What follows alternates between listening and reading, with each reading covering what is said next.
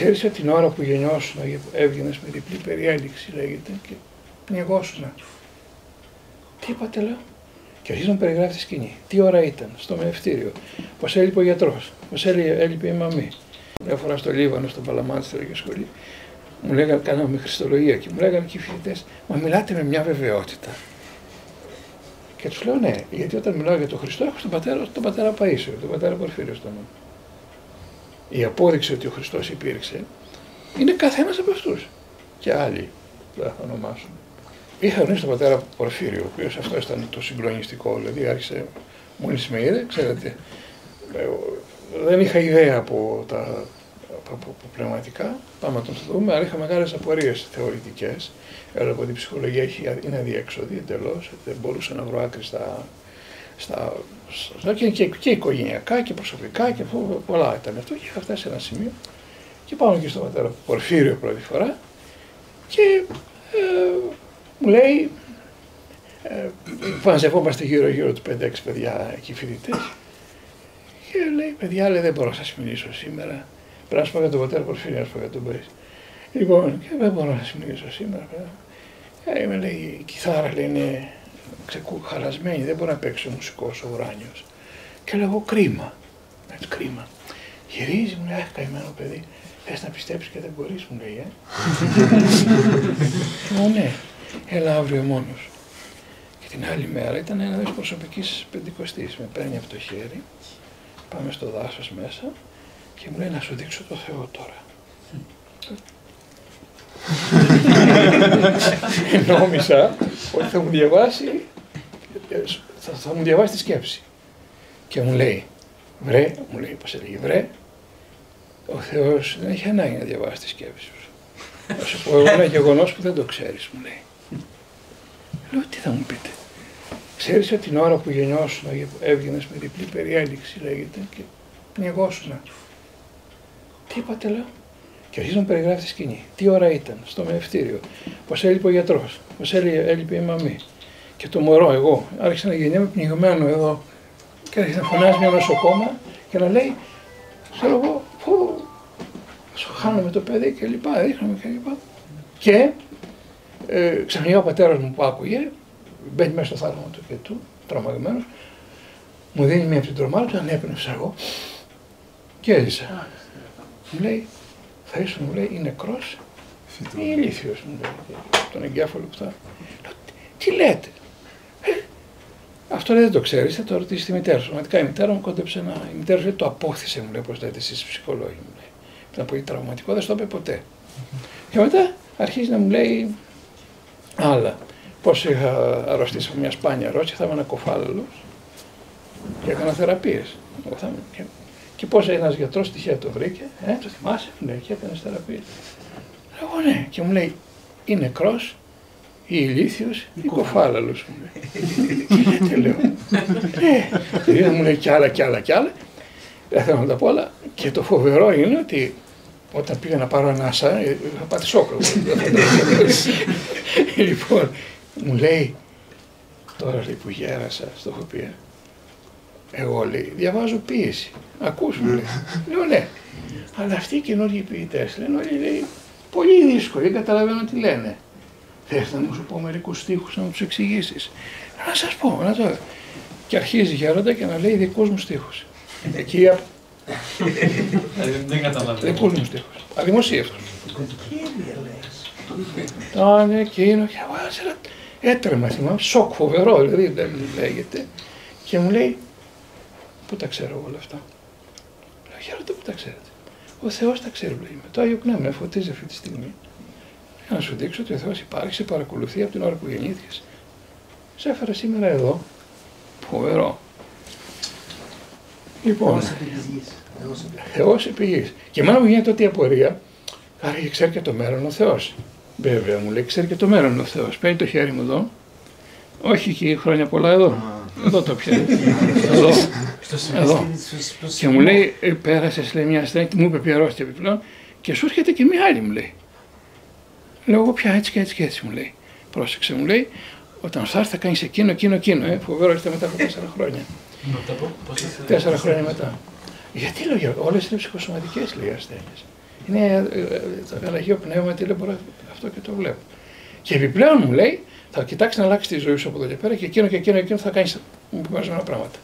Αλλά δεν θα τα κάνει, μου λέει. Δεν είσαι, λέει, ακόμα, λέει. Πώς θα σου το πω, λέει. Δεν έχεις ακόμα, λέει, καταλάβει τι είναι ο Θεός και τι είναι η χάρη. Δεν έχεις οριμάσει. Ναι, δεν μπορείς να τα κάνεις. Αυτό ήταν και η αιτία που πήγα στον πατέρα Παΐσιο. Γιατί μερικά πράγματα έκανα στραβά πράγματα. Και ήταν τότε πιο κοντά από πατέρα Παΐσιο, το Βόλο, ξέρετε. Λοιπόν, και πήγα στον πατέρα Παΐσιο, πήγαμε λοιπόν πρώτη φορά. Νομίζαμε θα δούμε τον προφήτη Μωυσίας, τον κανένα θηρίο άνθρωπο. Ήταν πολύ όμως. Πώς ήταν ένα γεροντάκι. Ένα γεροντάκι σκελετωμένο. Δηλαδή, αλλά είχε εκείνο το βλέμμα γεροντά. Τι ήταν εκείνο το βλέμμα. Μαζευόμαστε λοιπόν 3-4 άτομα εκεί και έρχεται και ένας φοιτητής από τη Θεσσαλονίκη, ήταν η πρώτη μου εμπειρία εκείνη τώρα, ο οποίος ήταν πάρα πολύ αυθάδης. Καθίσαμε γύρω-γύρω αυτό το γέροντα, εγώ κοίταγα έτσι να δω τι θα μας πει κλπ. Αυτός του επετίσε το. Τι κάνεις εδώ, μπάρμπα? Είμαι κακός, λέει, και με έχουνε μόνο μου. Και γιατί, λέει, γύρω-γύρω έχεις βάλει φράχτη? Επειδή είμαι κακός, λέει, τα θηρία μου ορμούνε και εγώ φοβάμαι και βάζω το φράχτη. Και γιατί δεν έμεινε στον κόσμο να κάνεις οικογένεια? Λέει, αυτός τέτοιος τραγός, εγώ να κάνω οικογένεια, να καταστρέψω κι άλλους. Λέω, τι γίνεται εδώ? Και τι ξέρεις να κάνεις, του λέει. Ξέρω, λέει, πρόσθεσε λίγο τίποτα. Τώρα, λέει, προσπαθώ να μάθω αφαίρεση. Και όπως διεξαγόταν όλο αυτό το πράγμα έτσι, ξαφνικά, εκείνη τη στιγμή, έκανε το εργόχειρο, το αφήνει κάτω και είδα για πρώτη φορά εκείνο το βλέμμα του και λέει, πάμε μέσα και. Το ένιωθε, έμπαινε μέσα. Τον κοιτάει με έτσι. Τι είπαμε, σπουδάζεις, του λέει, εσύ? Λέει, αυτός τι σας νοιάζει? Δεν με νοιάζει, λέει. Δεν μου λες, του λέει. Θυμάσαι όταν ήσουν ένα παιδάκι που είχες ένα πάγκο και έβαζες ένα κόκκινο πανί πάνω και έκανες το δικαστή? Έπαιζες στο δικαστή, ότι ήσουν. Λέει αυτός, ναι, το θυμάμαι. Γι' αυτό το λέω. Άσε τα οικονομικά που σπουδάζεις, του λέει, και πήγαινε στην νομική, λέει. Αυτό είναι η κλίση σου. Πετάγεται ξαφνικά αυτός, βάλει μια κραυγή και άρχισε να τρέχει. Θα γίνει ένας λοκατζής αυτός τώρα, λέει. Λοκατζής, λέω εγώ, τι λοκατζής? Του Χριστού, λέει. Θα αλλάξει, λέει αυτός τώρα. Φυσικά θα αλλάξει. Τέτοιο σοκ. Θα αλλάξει. Λοιπόν, μετά γυρίσει σε μένα και μου λέει, πάμε μέσα δυο μας. Λέω, γέροντα, ναι. Γιατί δεν έκανες αυτά που σου είπε ο πατέρ Πορφύριος? Λέω, εγώ και εσείς τα ξέρετε. Ένα είναι το Πνεύμα το Άγιο, μου λέει. Δεν τα έκανες? Δεν τα έκανα. Ναι, τώρα για να βγεις από εκεί που θα κάνεις αυτό που σου λέω. Και μου είπε μια καταπληκτική. Όλα αυτά σας λέω ήταν εντελώς, πώς το λένε, χαρισματικά. Δεν μπορώ να τα πω γιατί είναι προσωπικά δηλαδή, αλλά με έβγαλε μια φοβερή κατάσταση. Και μετά βέβαια πηγαίναμε συνέχεια εκεί και γνωρίσαμε και τον γέροντα Δόκιμο εκεί στο Τρομούσι. Και ήταν μια. Κωνσταντίνο μαζί πάντα. Με τον αδερφό μου, ναι. Και υπάρχει κάποιους φίλους που γίνανε μερικοί μοναχοί. Ένας από αυτούς ήταν ο πατήρ Δαβίδ. Ο πατήρ Δαβίδ. Ναι. Πήγαμε πάνω στο γέροντα. Τα κάνατε μετά δηλαδή? Μετά την επίσκεψη του Αγίου Πασίου, τα κάνατε αυτά που σας είπα για τους Πορφύριους? Τα έκανε, λέει, τρέχοντας. Μα είναι, η δικιά μας η γενιά έχει πολύ ευνοηθεί. Δεν ξέρω, αυτά είναι συγκλονιστικά πράγματα. Δηλαδή, και προσωπικά δεν ξέρω. Εάν δηλαδή δεν είχαν συμβεί αυτά που θα ήμασταν, είναι φοβερό. Μεγάλη οφειλή έχουμε, αλλά είναι πολλοί αυτοί που τα υπέστησαν. Ναι, τα δίνουμε και με λεπτομέρειες. Δεν σας είπα όλα που σας είπα είναι εντελώς αληθινά. Και όχι αληθινά απλώς, έκρυψα κιόλας πολλά που είναι προσωπικά και είναι ακόμη πιο φοβερά. Ο Άγιος Ιάκωβος είναι μεγάλη ιστορία. Ήμουν νιόπαντρος, μόλις είχα παντρευτεί. Λοιπόν, είχαμε ακούσει γι' αυτό, ναι. Και θυμάμαι, είχαμε τότε, ήμουν άφραγκος, δεν είχαμε διοριστεί πουθενά, ακόμα περιμέναμε, είχαμε παντρευτεί πάντα και περιμέναμε να ξεκινήσουμε τη ζωή μας. Μπαίνω λοιπόν στον Άγιο Δαβίδ, στο μοναστήρι, και είχα στα χέρια μου ένα χιλιάρικο στην τσέπη μου, τίποτα άλλο δεν είχα. Μόνο αυτό. Είχα βενζίνια το αυτοκίνητο να γυρίσω πίσω στη Θεσσαλονίκη και είχα και 1.000 δραχμές, όχι ευρώ, λοιπόν, στην τσέπη. Και πώς μπαίνω μέσα στο άδεια εκκλησία τελώς και το ρίχνω όλο μέσα στο παγκάρι. Όλο.